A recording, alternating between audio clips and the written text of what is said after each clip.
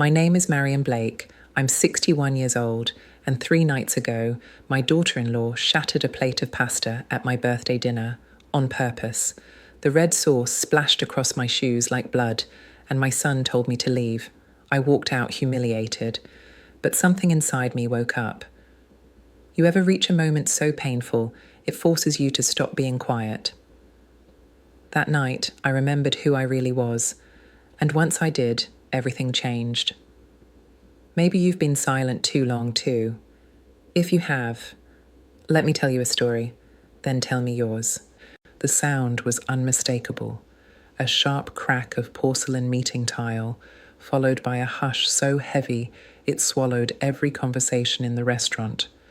My birthday dinner now lay in broken pieces across the floor, pasta, red sauce and all, spattered like blood across my shoes. I didn't move, couldn't. The sting behind my eyes blurred the chaos in front of me. Across the table, Tessa stood with her chin raised, eyes narrowed. "You should have never come," she said, her voice dripping venom and loud enough for half the room to hear. For a second I thought I'd imagined it, that somehow this wasn't real. But then I turned to my son, Eric, my only child, hoping for some sliver of comfort, a glance, a word, anything. But he sat frozen, eyes fixed on the crease of his napkin, as if that tiny square of cloth could shield him from everything unraveling in front of him. "Mom, maybe you should go," he muttered. I was 61 years old, and I had never felt so publicly small. Just a few hours earlier, I had stood in front of my mirror, carefully choosing my favourite navy blue dress, the one Robert, my late husband, had always loved. I even clipped on the pearl earrings he gave me for our 25th anniversary. It had been years since Eric invited me anywhere. When he said they wanted to celebrate my birthday, I had allowed myself to hope. Maybe things were getting better. Maybe I mattered again. I had brought a small gift for my granddaughter Lily, a fairy tale book wrapped in pink tissue paper, and a photo album full of memories of Eric's childhood. I pictured us flipping through it after dessert, laughing at old haircuts and Halloween costumes. I thought we'd reconnect, foolish me. From the moment I sat down, Tessa barely looked up from her phone. Eric kept glancing at his watch. I tried asking about the kids, but was met with cold, clipped responses. "They're fine," Tessa said flatly, like I was an annoying stranger, not family. When I offered Lily's gift, Tessa pushed it aside. "We already told you, Marion. She has too many toys. She doesn't need your trinkets." But it wasn't until she began criticizing my parenting, claiming I'd ruined Eric's childhood, that he needed therapy because of me, that something inside me cracked. I had stayed silent through so many things. But this was cruelty in the open. And then came the plate, shattered, violent, final. In the car, I wept. But deep inside that pain, something shifted. Because that night, for the first time in years, I stopped doubting myself and started remembering who I really was.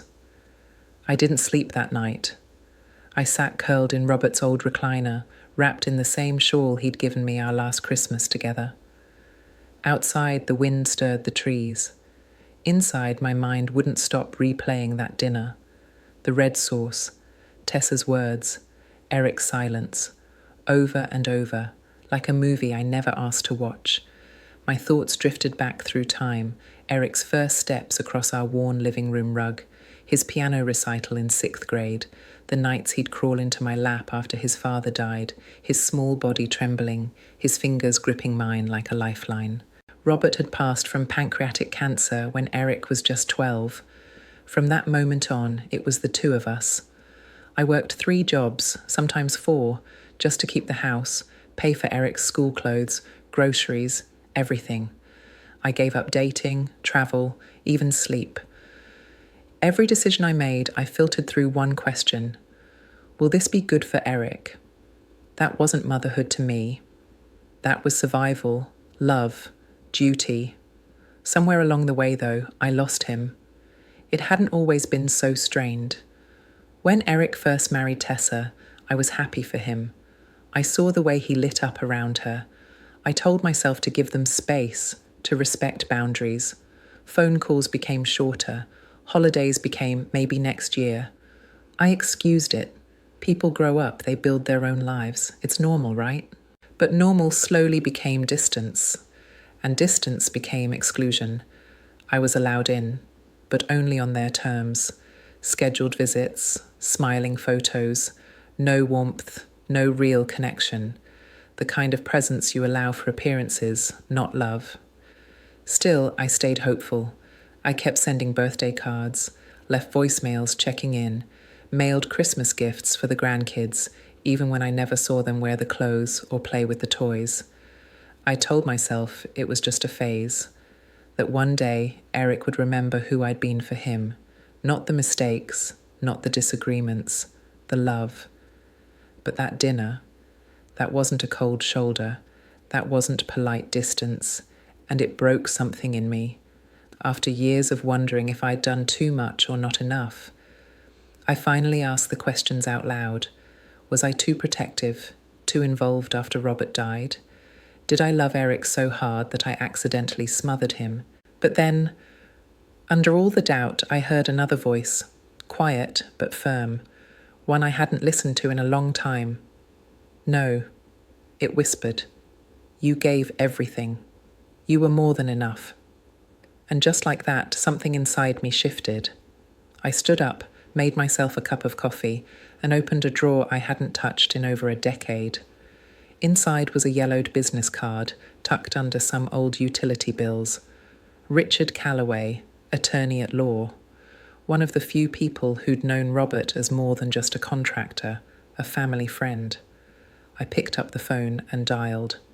Richard, I said, voice steady for the first time in days. It's Marion Blake. I think I'm ready to tell you everything. 3 days after that dinner, I sat across from Richard Calloway in his quiet office, the walls lined with heavy books and darker memories. We had known each other for decades. He'd drawn up the first papers for Robert's business, Blake & Sons Construction, back when it was just a small operation run out of our garage. He looked up from the stack of documents I'd handed him, brow raised above his glasses. Are you absolutely sure about this, Marion? I've never been more certain, I replied. After Robert died, everyone assumed the business went with him, and I let them believe that. I was a grieving widow with a teenage son, who was going to ask questions about contracts and ownership. But the truth was far more complicated.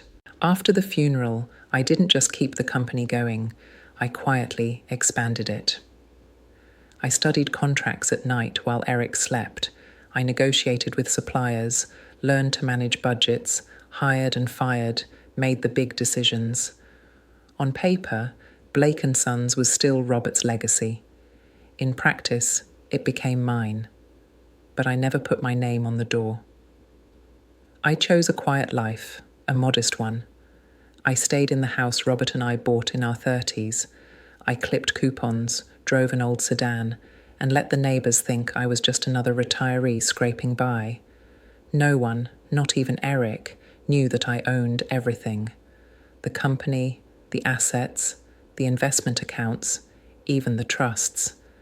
I had wealth, but no desire to flaunt it. One of those hidden assets. The house Eric and Tessa lived in. Years ago, Eric had mentioned how hard it was to buy into a better school district. We're going to wait, he said. It's just not the right time financially.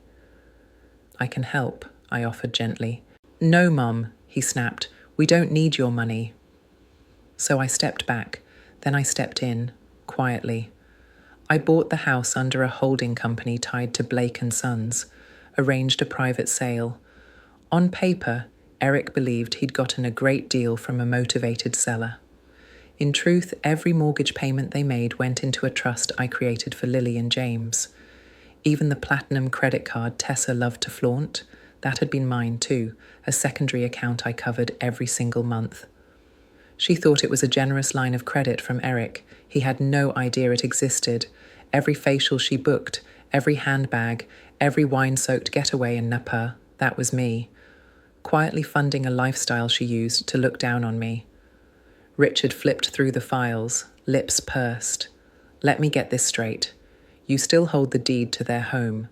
You've been subsidizing their lifestyle, and they think you're just some lonely old woman. Exactly, I said. For the first time, I met his eyes without blinking. But I'm done hiding. He leaned back slowly, a small grin tugging at the corner of his mouth. This is going to shake their entire world. Monday morning arrived with the calm of any other day. But behind that calm, the first quiet fracture was already forming. By noon, it hit.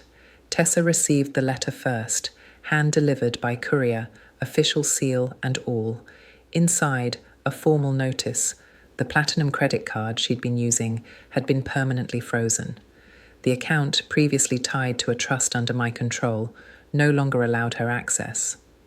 It didn't take long for the phone to ring. I was folding towels in the kitchen when Eric's name lit up the screen. I answered, calm and measured. Hello, Eric. Mom, he snapped, voice sharp. What the hell is going on? I assume Tessa got the letter, I replied. She said her card was declined at Nordstrom, in front of everyone. And then this letter shows up saying you've been paying her bills for years, that you froze the account. The silence on the other end was thick. I let it hang. Then Eric's voice came again, quieter this time. Is it true? Yes, I said simply. And there's more. We need to talk about the house too. My house. He paused. What do you mean your house? We bought this house. No, Eric, you didn't. I did. Through a holding company. You've been paying into a trust for your children, not a mortgage. I set it up so you wouldn't feel like you owed me, but it's time you knew the truth. You're making this up. I have the paperwork, the contracts, the bank records. Come by the house. Bring Tessa if you want. I'll show you everything. He didn't respond. He just hung up. 2 hours later, the doorbell rang. Eric stepped in first. No greeting, no hug. His jaw was tight, his shoulders stiff. He walked straight into the dining room where I had already laid everything out. Property deeds, credit card statements, trust documents, tax records, even original transfer files with his signature. He stared at the folders like they might bite him. Where did you even get these? I've had them for years. 15 minutes later, Tessa barged in, fuming. Her designer handbag swung off her shoulder like it was battle armor. She looked around the room and scoffed. This is absurd. You're trying to control us. No, Tessa, I said, voice level. I'm finally telling the truth. Eric looked between us, confused.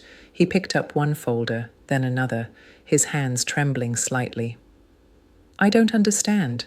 Why would you keep this from us? Because you said you didn't want my help, I answered. But you needed it, so I gave it, quietly. And now I won't anymore. That's when the air shifted. Eric stopped flipping through the files. The room was silent, thick with the weight of things unspoken. Reality was catching up with him.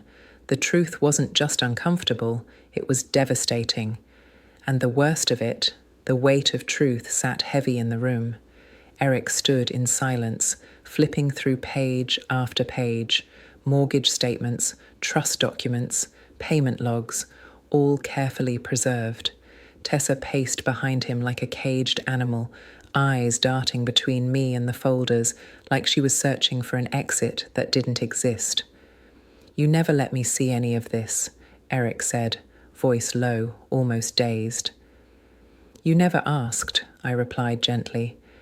And I didn't want to make you feel small. I thought I was protecting your pride. Tessa scoffed. This is ridiculous. You wait until now, until I'm publicly humiliated, to drop this. You've been planning this. This is revenge. No, Tessa, I said calmly. This is clarity, the truth you've avoided for years. Eric turned to her, confusion deepening in his eyes. Is any of this true? That the credit card was hers? That the house was never ours? Her arms folded, lips tight.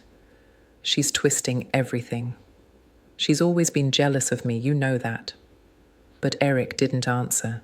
He reached for another folder on the table, something I hadn't touched yet. He opened it slowly, his brow furrowing. I found these yesterday, when I went looking for our financial records. These don't match anything you've shown me before. Tessa stiffened. Private wire transfers, Eric continued, voice flat. To a bank in the Bahamas, some of them over $15,000. Tessa's face blanched. I can explain. You'd better, Eric snapped, because it looks like you've been siphoning money from our joint accounts. You knew about this? Eric turned to me suddenly. No, I said, but I suspected something wasn't right. That's why I kept everything separate. Eric looked like a man unraveling. Betrayal layered on top of disbelief. He wasn't just seeing the truth about me. He was seeing what had been hidden right beside him for years. Tessa's voice sharpened. She's trying to destroy us. Can't you see that? She wants to wedge herself between us because she can't stand that you love me more than her.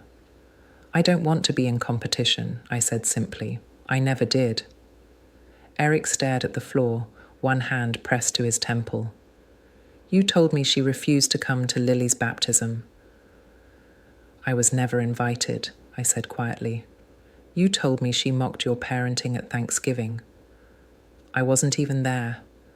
Eric's breath hitched, and then I saw it, the shift, a crack in the illusion Tessa had spent years building. The version of me she'd painted, clingy, controlling, bitter, it was starting to fall apart. He sank into the chair slowly, eyes glued to the folder in his hands. His voice came out a whisper. I was so blind. I thought we were fine, that we were building something real. Tessa stood frozen by the doorway. This is insane, she muttered. I'm not going to sit here and be treated like a criminal. She turned to Eric. Are you coming or not? Tessa's words hung in the air like smoke. If you stay here, Eric, don't bother coming home. It wasn't a plea. It was a threat, sharp and calculated. And for a long, aching moment, the only sound in the room was the low hum of the refrigerator and the soft shuffle of papers under Eric's trembling fingers. He looked up at her slowly, then turned his eyes to me. For the first time in years, they weren't guarded. They were searching, haunted by doubt, and questions he didn't want to ask, but no longer had the luxury to ignore. I need time, he said finally. His voice was quiet but firm. To think, to figure out what's real and what's not. Tessa's jaw tightened. Her eyes flashed with rage and disbelief. She didn't say another word. She just turned on her heel and stormed out, slamming the door behind her so hard the window in the foyer rattled. Silence followed, thick and final. Eric didn't look at me right away. He just sat there, slumped, the folders still spread out across the dining room table. The weight of a decade's worth of lies was settling onto his shoulders all at once. I never wanted it to come to this, I said quietly. My voice felt too soft for the room we were in, for everything between us. Eric nodded slightly, still staring at the documents. Then why now? Because love, I said, means telling the truth, even when it hurts, especially when it hurts. He didn't respond, but he didn't push back either. That was enough for now. That night, he didn't stay long. He left with nothing but the clothes on his back and the folder tucked under one arm like a lifeline. Said he needed space to process, to sit with the truth. I understood. His world hadn't just cracked, it had collapsed. In the days that followed, the house felt still again, but it was a different kind of stillness, not empty, not aching, just waiting. Then, one morning, the doorbell rang again. This time, it was Eric, backpack slung over his shoulder. Lily and James stood beside him, sleepy-eyed and clutching stuffed animals. Can we stay? he asked. His voice was raw, unsure. Just until I figure things out. I didn't hesitate. I knelt down, brushing Lily's hair back gently. Of course, I said. This is your home too. They stepped inside, and just like that, the silence was broken, replaced by the patter of small feet, the sound of laughter echoing down the hall, and a little voice calling, "Grandma, look what I drew, No, it wasn't everything. Not yet.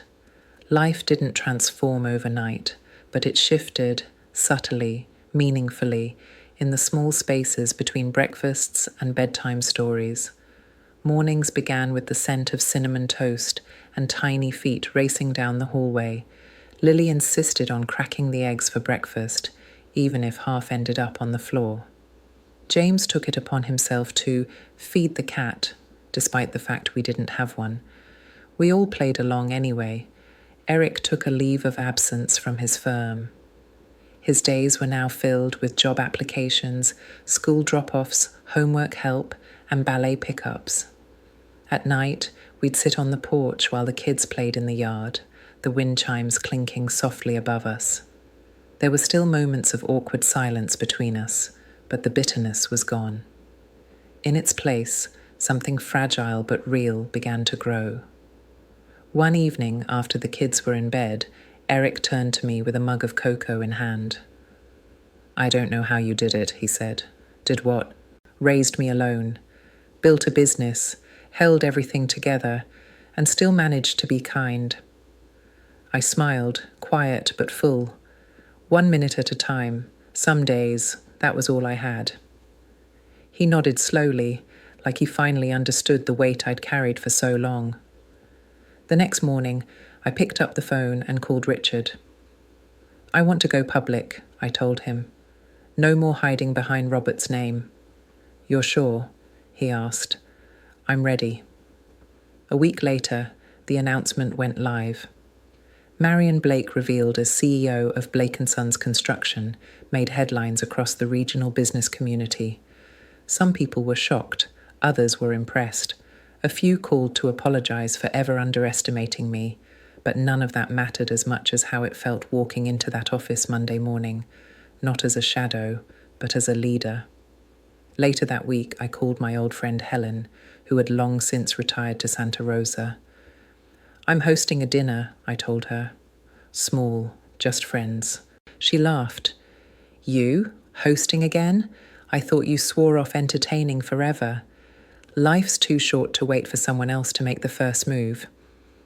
That Saturday, the dining room was full again, not with judgment or awkward glances, but with candlelight, warmth, laughter.